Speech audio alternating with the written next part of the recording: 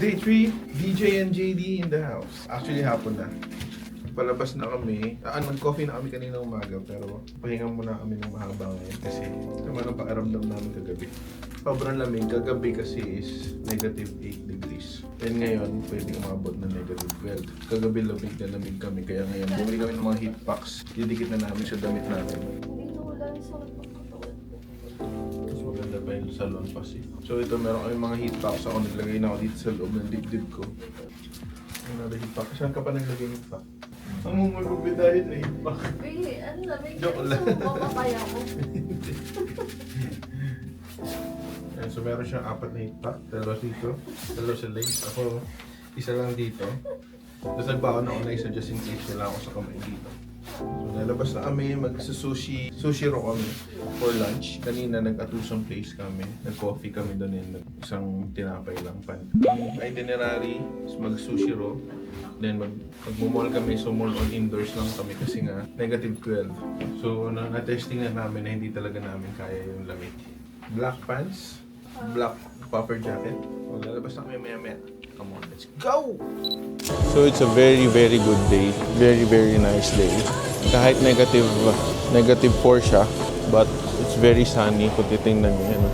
Maaraw, sarap magpa-araw. Thank you Lord ka na lang talaga na-experience namin ngayon. Hindi ko na-imagine ever na makakapunta ako sa mga ganitong bansa unless mag-work ako. Yun nga, pupunta ako sa isang bansa like Dubai na mag-work ako, for work ako. Hindi ko na-imagine na magta-travel ako sa mga ganitong bansa. But now, na-experience ko na. And thank you Lord nga lang talaga. Yung mga experience ito, lahat to galing sa Kanya, lahat ng blessings is from Him. So, walang sawang pasasalamat and just be grateful sa kung ano meron ka ngayon. So we are out now. It's 2 p.m. Dito sa Korea. Usok levels na. Negative 4 lang ngayon pero feels like negative 6 galing sa ating weather app. Pero yung katawan ko very warm talaga. Yung kamay lang talaga. So pag pinasok ko naman dito sa bulsa, okay naman siya. Nasa iyo yung phone ko. Gahanap ka lang naman. Tara, kain na tayo.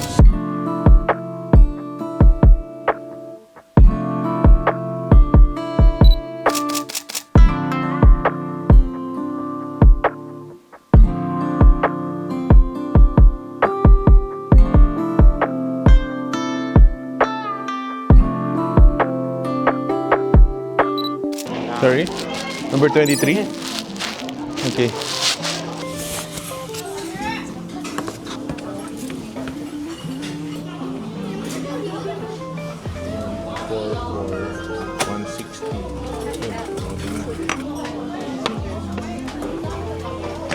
Ito yung first order namin. First order pa lang. Ano ba to? Nalimutan ko eh. Okay, first try natin.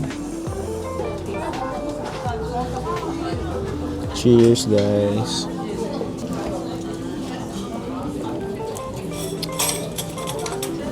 Grabe, alright. Thank you. Baby, ang legit ng wasabi nila. Legit ng wasabi. Hindi ka din sa atin. Kahit damihan mo, hindi siya masakit. Tuna steak. Diba kayo? Kaya pala konti lang yung dip mo kasi sobrang tapang. No. Super fresh. Wala akong masabi. Fresh ng isda. Legit yung wasabi nila. Sushi roll. Salmon sushi roll. Cheers. Oh my God. Ang sarap. Parang eel siguro to. Ano tayo, mama?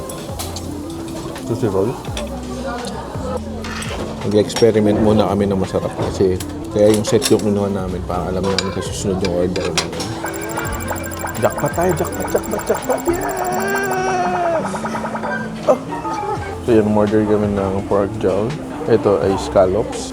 At ito ay, ano nga ba to? Parang ano din to, pork jowl din to. Ay hindi, ito yung parang duck to.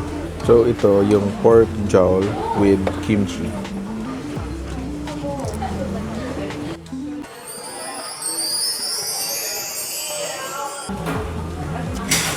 So, talaga ng pork.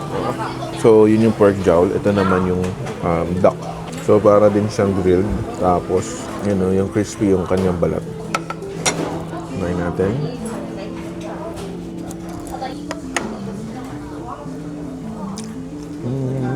Ano siyang ham? Hamonado. Ano yung hamonado? Ito so far yung best pick ko. Grilled eel. So, kumuha ako ng wasabi. Ganito lang kalit yung package nila ng wasabi pero sobrang legit. Sobrang anghang. Order kami ng bluefin tuna for 5,300 won. Isang peraso. The grilled eel.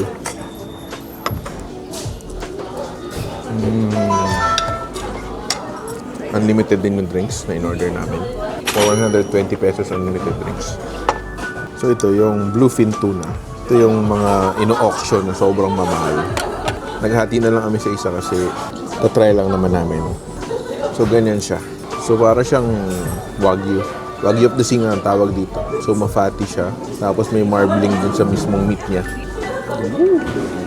Ayan.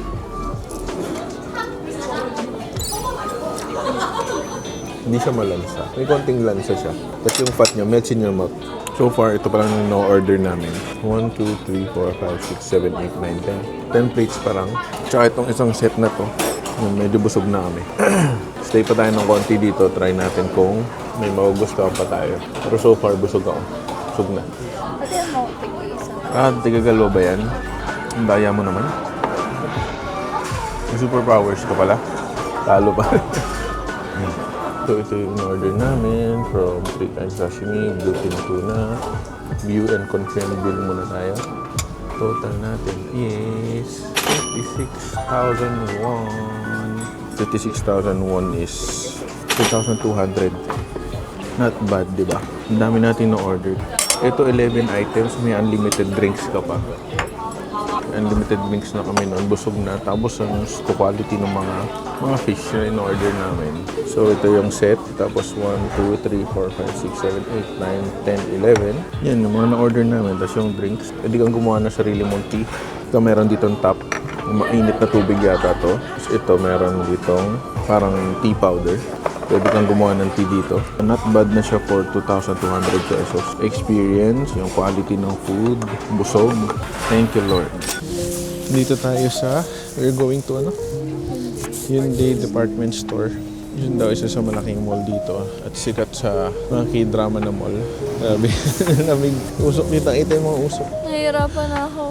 Nahihirapan kami kasi... Mainit sa loob kasi. Oo. Tapos, daming layers. Pag nasa Siyempre, gusto mong magtanggal kasi nakakapawis sa loob. Tapos, ang daming hagdan pala. Tapos, once nandito ka sa loob, sobrang lamig. Parang kulang pa yung suot mo. Yun na nakaka-shock kasi pag nasa mga establishment ka, sa mga train, sa mga bus, sobrang init. Kailangan mo talagang tanggalin yung mga jackets mo.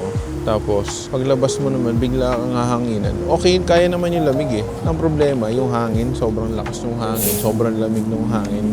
Ito yung tinatawag na hangin na wind knife. Parang tinutusok ka talaga. Tapos, Sobrang may sakit. nakausap kaming Korean sa pharmacy.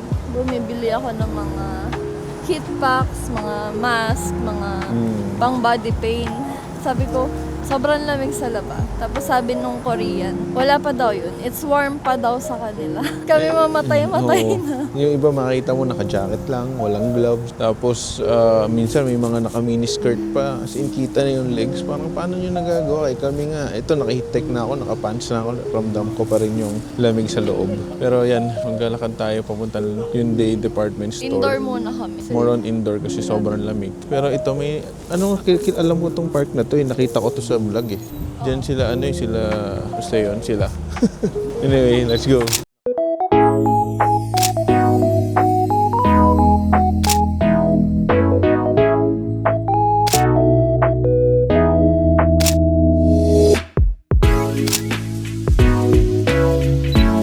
So more on indoor lang muna tayo. Yun ang ating gagawin ngayon. Tapos ano pa yung isa nating bike lane pala to. Ganda ng background, ang ganda ng filter. Alam mo nga sa ibang lugar ka. So, we are just gonna walk around 10 minutes before natin ma-reach yung mall, yung department store na pupuntahan natin. Para sa mga hindi pa nakakarating sa mga ganitong weather. Para ma-explain ko lang sa inyo kung gaano kalamig or ano yung sinasabi namin na malamig. So isipin mo na lang na may hawak ka ng bloke ng yelo. Nananakit na yung kamay mo. Ganito dito pag nilabas mo yung kamay mo sa bulsa mo. Ganun yung feeling. Sobrang sakit talaga. Nandito na kami sa mall. Itong mall na to pala, more on luxury yung mga brands na nandito. Katulad nung sa Icon Siam yung pinuntahan nating mall sa Thailand. Parang ganito. Lahat ng mga branded, like kanina may Bottega, may Louis Vuitton, tapos may Bulgari, Balenciaga. So, may Louis Vuitton ulit dito, 2 floors yung Louis Vuitton. So, ang problema dito ang init. Hindi ko na matanggal itong puffer jacket ko kasi pag tinanggal ko, ito yung heat tech yung magiging suot ko. Pero pinapawisan na kami sa loob. Ang init, yun ang problema. Yun ang hirap tansyahin. Pag magbabalot ka kasi sobrang lamig sa labas, pagpasok mo naman dito, sobrang init naman. May Louis Vuitton, Alo, Y3. So if you are into luxury shopping, dito kayo pupunta.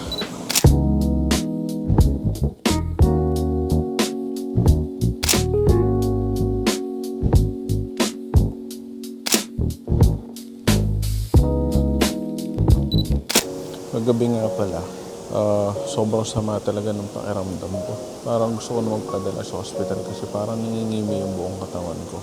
Siguro kasi dala na rin ng lamig.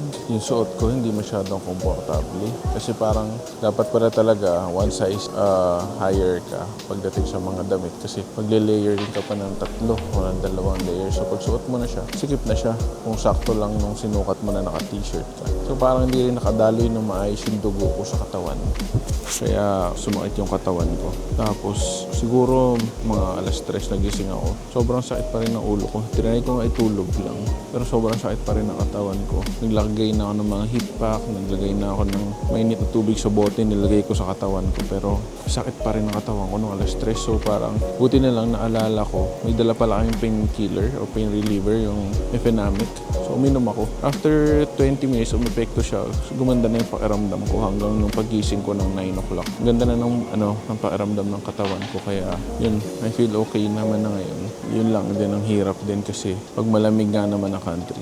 Init-lamig ka, tapos mukha mo nalalamigan, nahahanginan, kamay mo nalalamigan din. Biglang papasok sa establishment, init ulit, tapos paglabas mo ulit, sobrang lamig na naman. So hindi mo maintindihan. Siyempre tayo mga taga-Pilipinas, maninibago tayo pag ganun. So yun lang, kwento ko lang yung nangyari sa akin kagabi. Tapos ngayong araw na to, hindi na kami naligo. Kasi sobrang lamig kanina umaga. Tapos, tinamad na kaming maligo. Kasi baka sumakit na naman yung katawan namin. Tapos, yung room kasi namin na napili, wala siyang heater. So, wala, patay naman yung aircon namin. Pero sobrang lamig pa rin. Kasi nga, tumatagos sa bintana, yung buong namin. Buong isang wall is glass. So, tumatagos din yung lamig papunta sa mga aluminum. So, lamig din sa loob. Kahapon, naka-heat kami matulog. Kaya ngayon, parang decide kami na, huwag na tayo maligo. Baka sumama pa yung pakiramdam natin.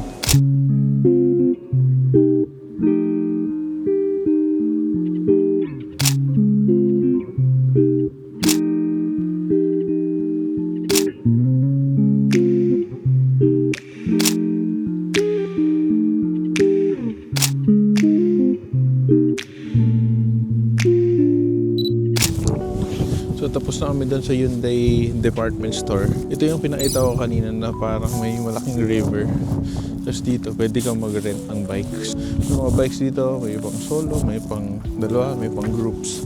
May ibang klase. Kaso parang hirap mag-bike ngayon kasi sobrang lamig. Pero try na rin natin since nandito naman na tayo. Tingnan natin. Tapos dito sa taas ng building na to, alam ko pwede ka dito kumain, mag-ramyun ka dito sa taas na to. So try na rin natin. So minsan na naman tayo nandito. So sulitin na natin. Ramyun dito sa, di ko lang yung area pero lalagay ko na lang dito. Puk! Yan, ito yung area na yan. So, yan, try natin mag-bike kahit mga 30 minutes lang for the experience lang. Tapos, mag-ramyun tayo doon sa taas. Tara, let's go.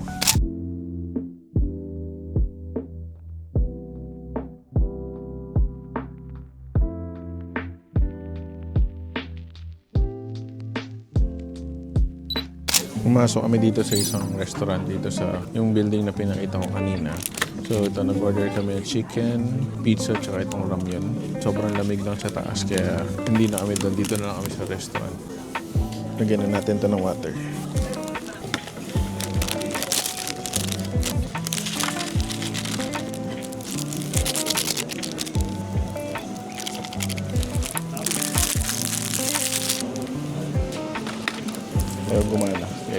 ako marunong. So yun lang yung gagawin dito. May pang-scan to, i-scan mo siya dito.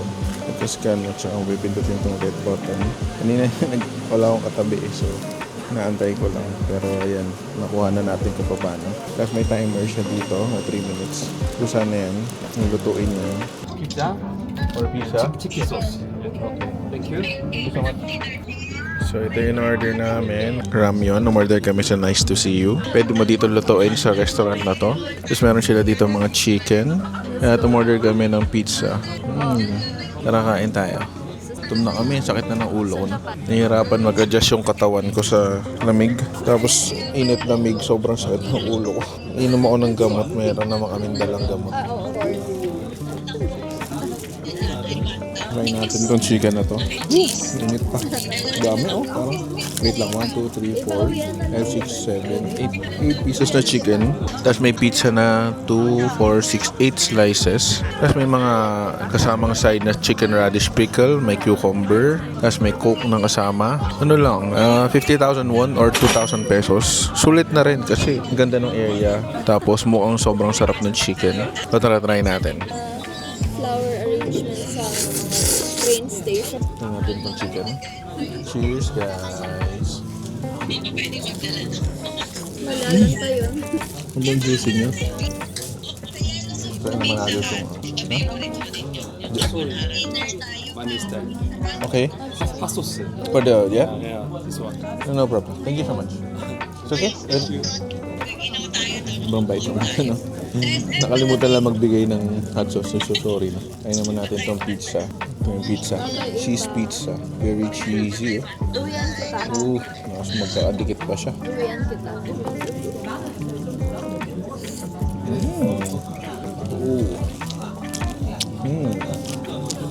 Promise and gold. Tapos may cucumber, pickled cucumber.